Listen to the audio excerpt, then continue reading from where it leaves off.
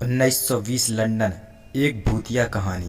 Highway पर एक Fortuner गाड़ी फुल स्पीड में चल रही थी।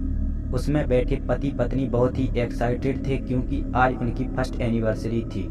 जो सोहन और गीता अपने एनिवर्सरी मनाने के लिए गीता के मायके जा रहे थे। गीता का परिवार के बहुत आग्रह करने पर सोहन ना नहीं कर सका और गीता के पापा जो बहुत अमीर आदमी थे उन्होंने एक बहुत बड़ी पार्टी का आयोजन किया था। देखा, आज फिर लेट। मैंने तुमको कितनी बार समझाया था आज के दिन जल्दी आ जाना, लेकिन नहीं, गीता चिल्लाई। अरे तो मैं क्या करूं, ऑफिस में इतना काम रहता है कि समय का पता नहीं चलता, सोहन सफाई देते हुए बोला। अरे अरे संभल कर, एक्सीडेंट हो जाता। ध्यान कहाँ है तुम्हारा, गीता चिल्लाई। अरे सड़क पर ध्यान कहाँ मेरी जान, ध्यान तो सिर्फ तुम पर है। सच में तो कयामत लग रही वो दिल करता है। गीता बीच में बोल पड़ी। बस बस, तारीफ बाद में कर लेना, जल्दी से चलाओ। अरे वो बोर्ड देखो, सारंगगढ़ 50 किलोमीटर। लगता है ये शॉर्टकट है। अगर इस रास्ते जाएंगे तो जल्दी पहुंच जाएंगे और अगर मेन रोड से जाएंगे तो 80 किलोमीटर जाना पड़ेगा और लेट होगा वो अलग। सोहन, गीता, पर ये तो सोहन, शू जल्दी पहुंचना है ना। गीता, हाँ लेकिन सोहन, तो लेकिन वेकिन कुछ नहीं, हम इसी रास्ते से जाएंगे। सोहन गाड़ी को उसी तरफ मोड़ देता है।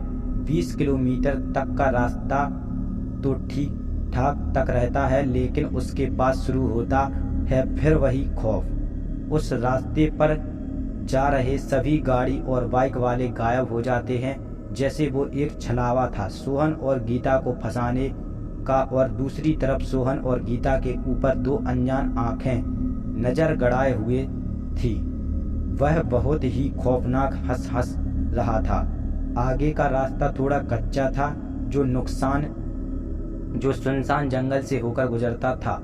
वह जंगल मौत के जंगल के नाम से बदनाम था। लोग कहते हैं कि जो कोई जंगल से गुजरता है वो कभी नहीं निकल पाता। सोहन, मुझे बहुत डर लग रहा है, चलो वापस चलते हैं। गीता घबराई हुई बोली। अरे कुछ नहीं होगा, आज के जमाने में तुम डरने की बात कर रहे हो, जब सोहन को साथ तो डरने की क्या बात। सोहन हंसते हुए बोला। गीता पर सोहन बीच में बोल पड़ा। पर कुछ नहीं, तुम चुपचाप बैठो, मुझे गाड़ी चलाने दो। इससे सोहन भी डर रहा था लेकिन अपने चेहरे पर बयां नहीं कर पा रहा था। थोड़ी ही देर चलने के बाद सोहन और गीता की नज़र कुछ दूर सड़क पर बैठी एक औरत पर पड़ी, जो लेटा था उसके पास बैठी रो रही थी। सोहन, वो कौन है? गीता और डर गई। शायद उन्हें मदद चाहिए। उसके पति को देख रही थी, लगता है उसका एक्सीडेंट हो गया है। उन दोनों को क्या पता इतनी सुनसान और घने जंगल के बीच इंसान कहां से आएगा, और वो भी रात को। सोहन धीरे से उसके पास गया और बोला, क्या हुआ बहन, कुछ मदद चाहिए आपको? लेकिन वह औरत उसके बात को अनसुना कर रोती रही। उसने अपने चेहरे को ढक रखा था। तब गीता उसे हाथ लगाकर बोली, क्या हुआ बहन, यहाँ क्यों बैठी हो? कोई परेशानी हो तो हमें बताइए। वो पीछे मुड़कर जोर से गरजी, हाँ तुम दोनों, खून चाहिए। ऐसा कहते ही उसका पल्लू नीचे गिर गया जिससे उसका अधजला चेहरा बाहर आ गया। वह बहुत ही बदसूरत और डरावनी लग रही थी। उसे देखकर सोहन और गीता बुरी तरह डर गए और वहां से भागने लगे। हाँफते हाँफते दोनों गाड़ी के पास पहुंचे। थैंक गॉड हम बच गए, गीता हाँफते हुए बोली। सोहन, हाँ अब जल्द गाड़ी में बैठो, हमें यहाँ से जल्द निकलना चाहिए।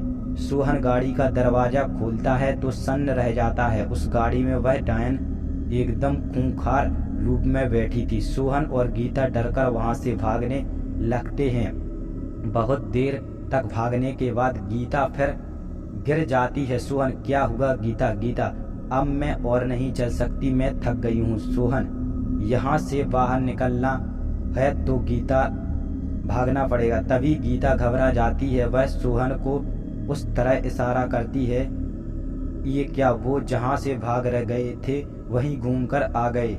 वे अपनी गाड़ी के पास पहुँच गए थे। जल्द वहाँ से निकलने के चक्कर में उन दोनों की नज़र पिछली सीट पर नहीं गई जहाँ वह डायन बैठी हुई थी और कुछ बुदबुदा रही थी। गीता, सोहन ये आवाज़ किसकी है? सोहन, आवाज़ कैसी आवाज़? तुम उन दोनों की नज़र पीछे गया हुआ डायन और खूंखार रूप में बैठी थी। वे वहीं जम गए। उन्होंने कुछ नहीं सूझ रहा था कि क्या करें। तभी गाड़ी का संतुलन बिगड़ा और वह एक पेड़ से जाकर टकरा गई। दोनों बहुत ही मुश्किल से वहां से निकले। जब कार से अंदर देखा तो वह डायन गायब थी। वो दोनों डर के साए को छोड़कर वहां से बाहर निकलने का रास्ता तलाशने लगे। करीब 1 घंटे की तलाश के बाद भी हाथ निराशा ही लगी, क्योंकि वह जिस जगह से चलना शुरू करते वापस उसी जगह पर पहुंच जाते थे। उस डायन के भूल भुलैये में फंस गए थे। फिर सोहन ने गीता से कहा, इस तरह तो हम यहाँ से कभी बाहर नहीं निकल पाएंगे। चलो जंगल की तरफ चलते हैं, क्या पता रास्ता वहीं और हम यहाँ बेकार में ढूंढ रहे हों। दोनों जंगल की तरफ बढ़ने लगे। सचमुच थोड़ी ही दूर उस जंगल से बाहर निकलने का उनका इंतजार खत्म हुआ। दोनों की खुशी का ठिकाना ना रहा। वे दौड़ते हुए आगे बढ़ने लगे। वह रास्ते के बस 2 कदम दूर थे। किसी ने उन दोनों के पैर को पकड़कर बहुत दूर फेंक दिया। कराहते हुए उठे। उनके रोंगटे खड़े हो गए, क्योंकि वह एक खतरनाक कब्रिस्तान में खड़े थे। अब क्या करें? सोहन और गीता को जैसे काटो तो खून नहीं। वो बस 2 कदम दूर थे इसी मुसीबत के निकलने के लिए। वे कब्रिस्तान से बाहर भागने लगे, लेकिन जैसे ही उनका पैर वही जमीन में फंस गया हो, वह हिल भी नहीं पा रहे थे। तभी कुछ दूर पर 2 कंकाल के ढेर जो काफी पहले थे उसमें राख घोल घुमाने लगे और 2 छोटे बवंडर का रूप लिया। फिर उसमें से 2 प्रेत बाहर निकल आए, जिसमें से एक प्रेत था तो दूसरी डायन थी। उन दोनों की रूह को सोहन और गीता डर के मारे कांप उठे। वे दोनों मदद के लिए चिल्लाने लगे। उस मौत के जंगल में उनकी आवाज़ सुनने वाला कोई नहीं था। तभी वह दोनों प्रेत एक दूसरे से बात करने लगे और फिर एक कुटिल मुस्कान के साथ आगे बढ़े और एक ही झटके में सोहन और गीता को बुरी तरीके से फाड़ दिया। दोनों के शरीर से रक्त बहने लगे, जिससे वह दोनों प्रेत खुशी खुशी पीने लगे। उसके बाद सोहन और गीता को पूरी तरह फाड़ डाला और खाने लगे। ऐसा लग रहा था जैसे सदियों से भूखे थे। थोड़ी ही देर में उन दोनों के शरीर का नाम और निशान नहीं बच सका। बस कंकाल के कुछ अवशेष बचे, जिसे अब वह डायन खाए जा रही थी। फिर वे दोनों प्रेत बहुत डरावनी आवाज में हंसने लगे, जिससे पूरा जंगल दहल उठा और धीरे धीरे उनकी शरीर बदलने लगा और थोड़ी ही देर में वे सोहन और गीता बन गए। वे मुस्कुराते हुए गाड़ी की ओर बढ़े और गाड़ी में बैठकर अपने अगले शिकार के लिए निकल पड़े। फिर वही खौफ। हमारी कहानी यहाँ पे समाप्त होती है गाइस। 1920 लंदन, एक भूतिया कहानी। और ऐसी ही डरावनी कहानियों को सुनने के लिए हमारे इस चैनल को सब्सक्राइब करें। धन्यवाद।